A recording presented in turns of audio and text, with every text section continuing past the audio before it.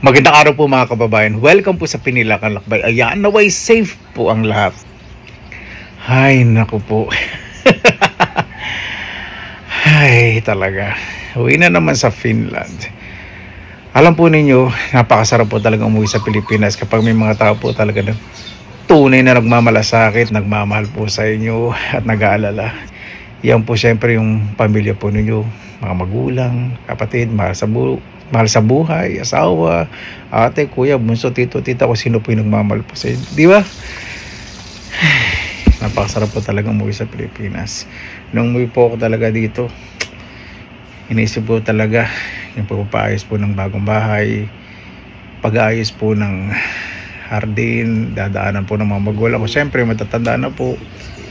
Pag-uwi po talaga ako, gusto ko po masaya, ayoko po ng malungkot, ayoko pong bibigyan ng problema po ang mga magulang ko. Saka ayoko po talagang pag-usapan yung mga hindi magandang bagay. Yung mga araw, syempre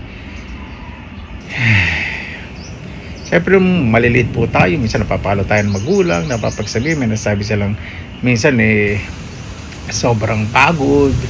Syempre anin po kami magkakapatid, mga magulang ko po lalo na po nanay ko, 24 hours po, hands on po talaga sa amin yun. Malilit po kami, hanggang sa ngayon po inaalala po kami.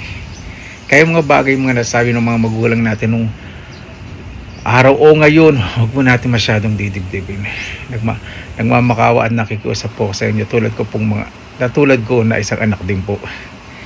Dahil alam po ninyo, ang pagiging magulang po, sa nakikita ko sa magulang ko, kahit hindi po ako isang magulang, ay nakita ko po yung pagdurusa at paghihirap po nila, na kapag i-rationalize po ninyo, o ibig sabihin mag-isip kayo bilang isang tao na may puso't damdamin, yun nga pala yun, puso't isipan, na lawakan po ninyong pangunawa po ninyo bakit nagiging ganun. Minsan na may nasabi po sa atin ng mga magulang natin, kapatid natin, di ba?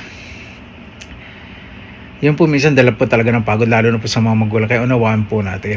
Kaya kung minsan magagalit po sila sa atin, para sa atin din po yun. Kaya pag uwi po tayo ng Pilipinas, napakasarap po, di ba, kung masaya lang po. Wag na po yung uwi tayo ng Pilipinas, susumbatan pa po natin mga mahal natin sa buhay, lalo na po yung mga magulang po natin. Yun po hindi ko magagawa. Napakalaki po ng sakripisyo po ng mga magulang po natin. Ako po nagpapasalamat dahil nagkaroon po ako ng mapagmahal na magulang, masikaso. Wala pong perpektong tao, wala pong perpektong magulang, mga anak, kapatid, tiyo, tiya, lolo, wala pong perpekto.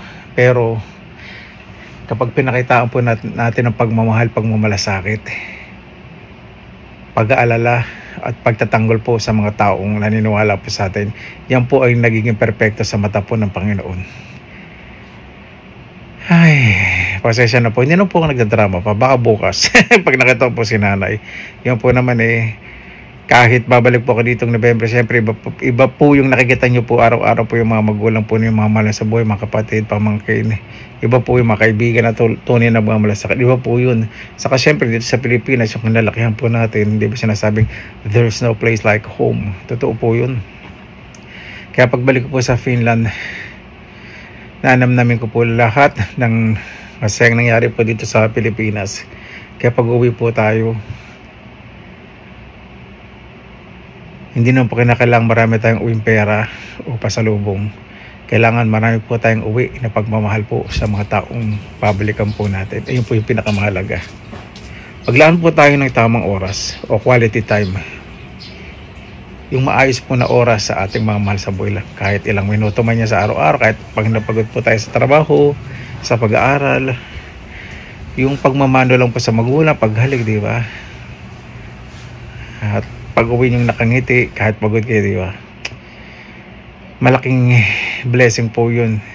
Parang nagbibigay po ng lakas ng loob sa mga magulang, kapatid, anak, pamangkin, lolo't lola, tiyo, tiya, kung sino po kasama niyo. Tayo po, mga nagmamahalan na may mga minamahal po, tayo po magpapalakas sa kanila ng loob. Bilang Pilipino po na naninirahan po sa ibang bansa, Ako po inggit na inggit sa mga kababayan po natin na naninirahan po dito sa Pilipinas. Lalo na po yung makasama po ang pamilya. Kaya pag sa Finland po, hindi ako masyado minsan naglalabas. Nagagarden po talaga ako at namamasyal sa gubat, nanguha ko ano-ano. Kasi pag pumupunta po ako sa city center, minsan po talaga, hindi po minsan, basta pag pumunta po ako sa city center, sobrang nainggit po ako, minsan naluluha ako minsan. Totoo po yun. Makikita ko po yung pamilyang masaya, mamamasyal, yung may magtuturo. Nakakamiss na mayroong kahit anong oras pwedeng yung makausapin, dalawin, lalo nang malapit kayo sa isa. Kaya yung po yung pride o yung pagmamataas po natin, wag po natin pairalim po sa mga kapatid po natin, pamangkin, lalo na po sa mga magulang po natin. Pagkumbaba po tayo, lalo na kung kasama niya lagi ang mga mahal niya sa buhay sa Pilipinas, sobrang nakakaingit po kayo. Kami po, pag bumalik po sa abroad, talagang magpo-focus po kami sa kabuhayan. Marami pong sakripisyo kaming mga nasa abroad na hindi na po namin pinapaalam po sa mga mahal namin sa buhay dahil ayaw po namin silang unang-unang mag-alala o mag-isip. Hanggat kaya po namin, gagawin po namin magtiis. Hindi naman po namin sinusambat po yung sa mga mahal namin sa buhay. Ibig sabihin, gusto namin makatulong kahit papaano. Lalo na yung mga OFW. Sobrang laki po ng sakripisyo po nila. Ay, kaya pag-uwi po ako dito sa Pilipinas, gusto ko po minaayos po sa bakuran ko. Totoo lang po, gusto ko pong maging parang hindi lang po mini resort. Yung malinis, maayos ang aking bakuran, kasi gusto ko po pag natin yung mga magulang ko, na-relax po sila sa nakikita po nila, kahit hindi po sila nakakapumasyal dahil may edad nila, nakikita nila yung paligid, maayos, malinis, safe. Pag nakikita ko po silang masaya, sobrang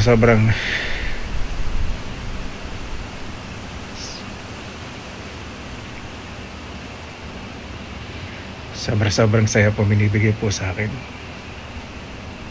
Yun po yung hindi po mabibili po ng pera. Marami pong bagay na hindi kaya bili ng pera. Ang pagiging masaya ng tunay po, ang pera mabibigyan po tayo ng security o safety, medyo comfortable life, pero yung happiness na pagmamahal naghaling sa mga mahal sa buhay na hindi kayang bayaran po ng pera yun. Ayun po yung masarap pong uwian. Sabi nga nila home where your heart is. Sabihin ang tahanan kung saan nandun ang puso mo. Diba? Nirelax ko lang po sa sarili ko. Ayoko po muna mag-emote-emote. Bubuhos ko po yan bago umuwi. Paano po mga kabayan? Basta lumaban po tayo ng patas. Mahalin po natin ng sobra ang pamilya po natin kung kasama po natin sa araw-araw. Napakaswerte po ninyo kasama po inyong pamilya. Maraming salamat po sa inyong oras na ilan sa Pinilakang Labay. Basta lagi po tayong positive vibes, good vibes. God bless, ingat po lagi, magandang araw. Laban lang!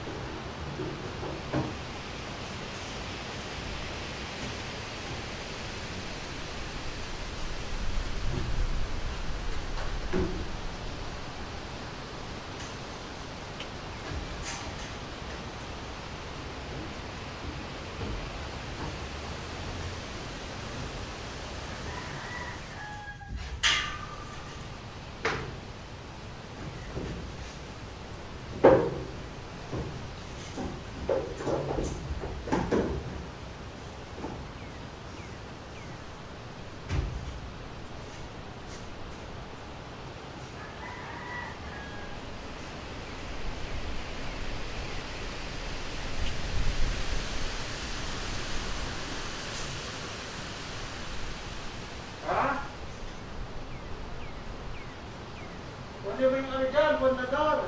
Nasa mesa. Ano natin? Ano yung bundador? Ha? Ha? Becky.